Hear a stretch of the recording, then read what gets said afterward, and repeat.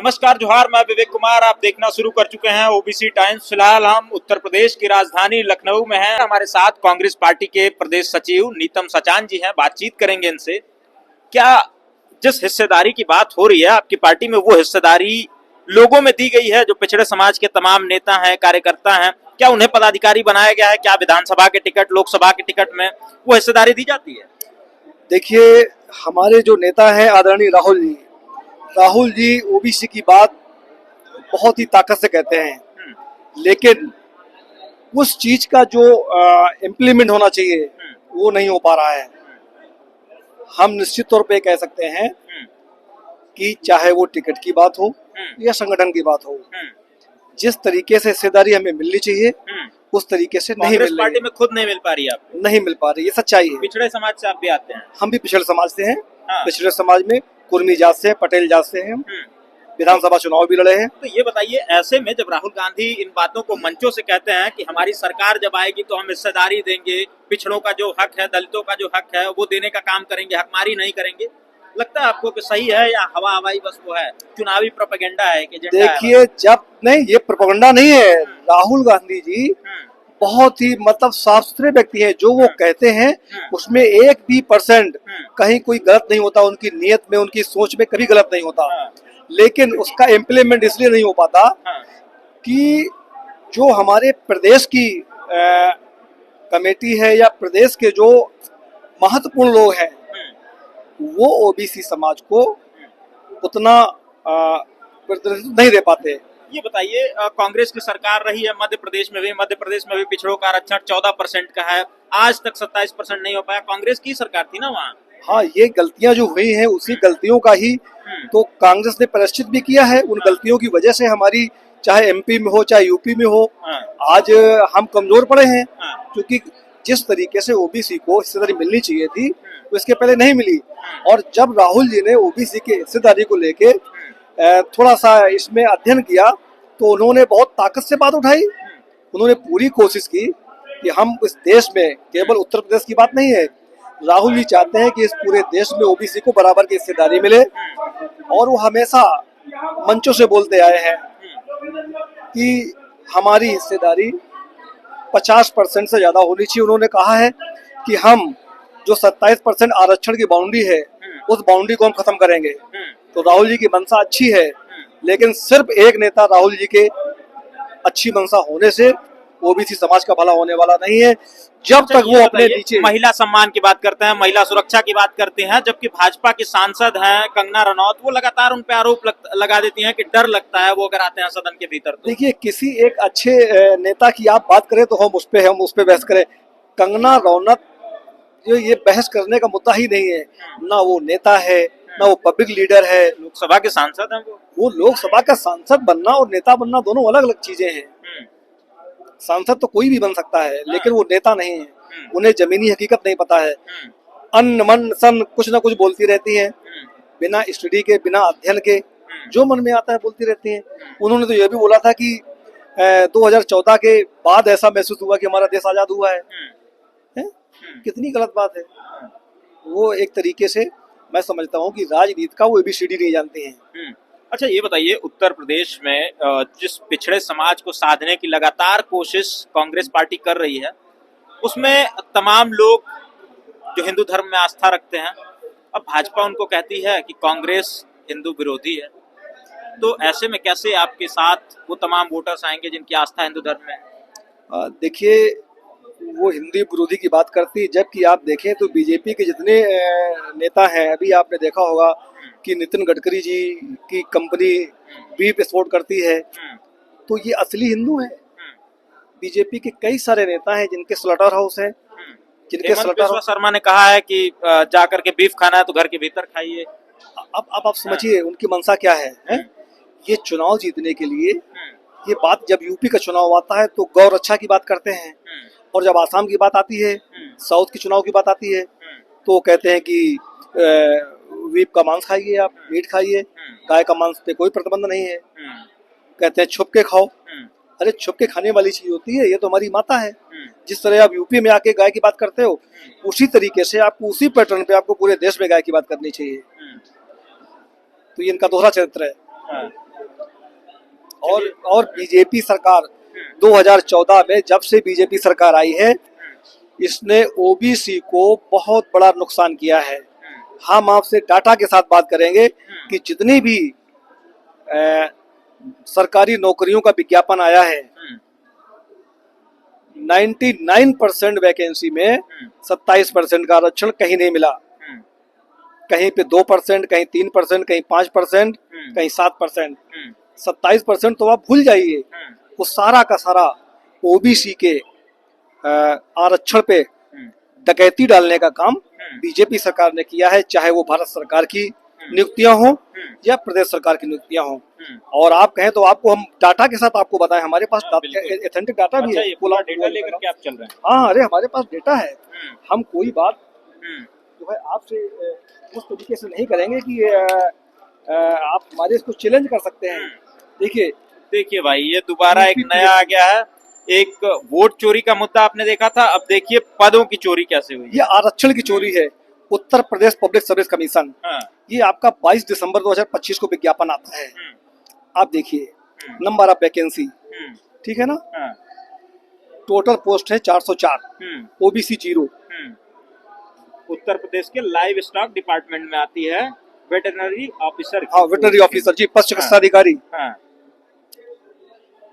27% के हिसाब से हमें 100 से ज्यादा सीटें मिलनी चाहिए थी। यानी 100 सीट का नुकसान हुआ। इस 100 सीट में पटेल समाज के लोग, मौर्य समाज के लोग, यादव समाज के लोग, कुशवाहा समाज के लोग, निषाद समाज के लोग, सविता समाज के लोग, विश्वकर्मा समाज के लोग, सारे ओबीसी के लोग इसमें जाते। तो 100 सीटों पे हमारा नुकसान हुआ।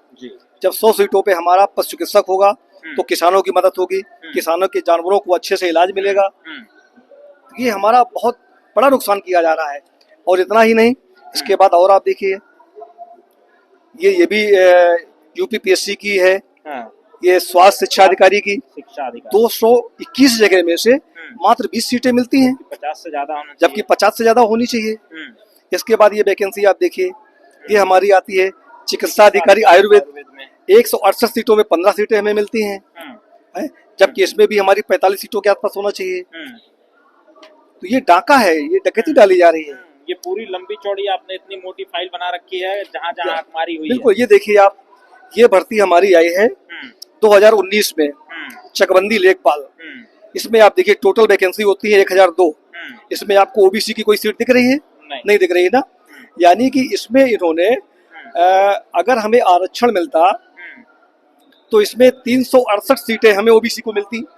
368 हमारे चकबंदी लेखपाल ओबीसी समाज के जाते। 368 सीटों का डाका डाला, डकैती डाली, चोरी नहीं की। ये डकैती है ओबीसी के लिए। इसके बाद आप देखिए ग्राम पंचायत अधिकारी की जगह, ये जगह आती है 2023 में, और ये यूपी SSSC से आती है। उत्तर प्रदेश अधीनस्थ सेवा चयन आयोग वैकेंसी निकालता है 2025 में, उसमें वैकेंसी होती है 849। 849 में ओबीसी को सीट मिलती है 139, यानी मिलनी चाहिए 397। यानी कि 258 सीटों का हमारा लॉस होता है। 258 सीटों पे डाका डाला।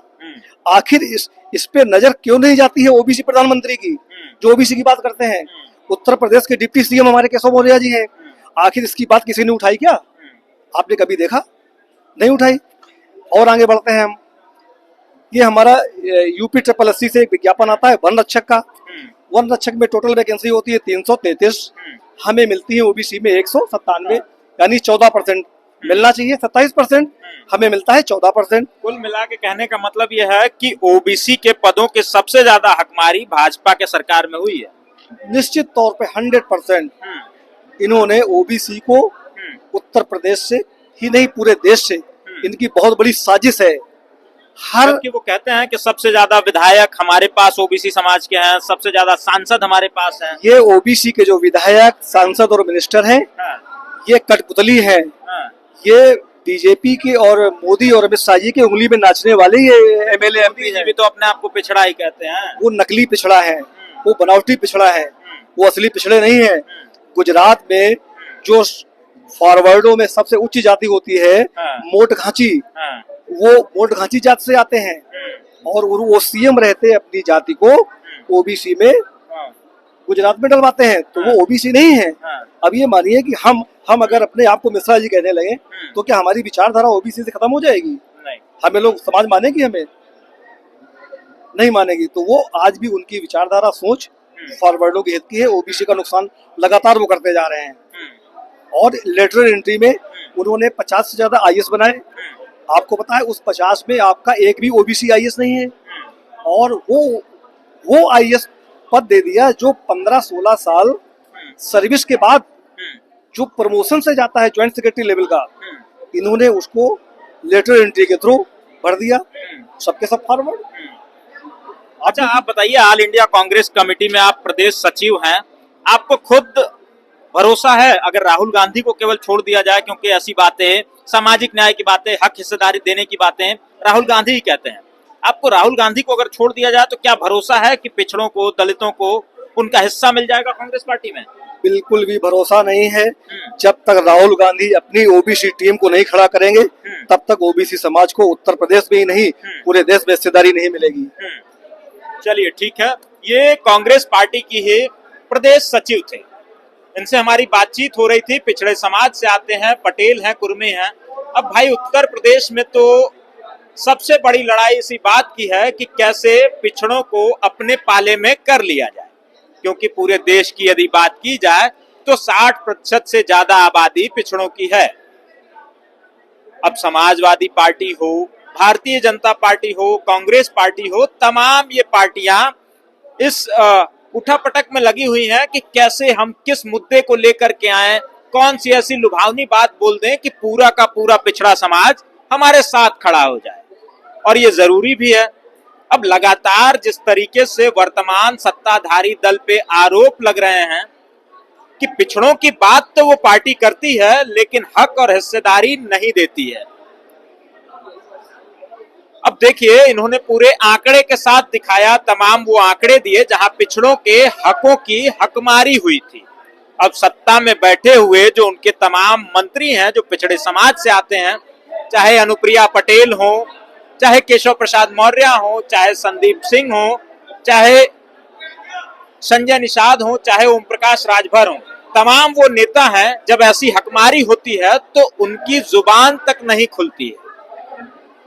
अब देखना यह होगा कि 2027 का चुनाव आ रहा है तो तमाम ये पिछड़े समाज के नेता जो अपने आप को पिछड़े समाज का हितैषी दिखाने का दावा करते हैं, बताने का दावा करते हैं, वो इस हकमारी पे, इस डकैती पे कुछ बोलते हैं या नहीं।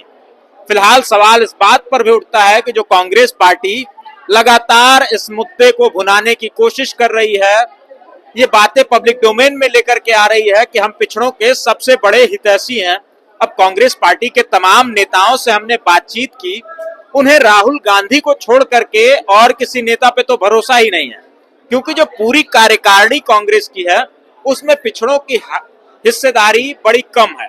अब फिलहाल देखना यह होगा कि क्या राहुल गांधी जो बातें कर रहे हैं वो हवाई हैं या फिर जमीन पर भी लाने का कुछ काम करते हैं। मिलते हैं जल्द ही किसी और खबर के साथ, तब तक के लिए नमस्कार।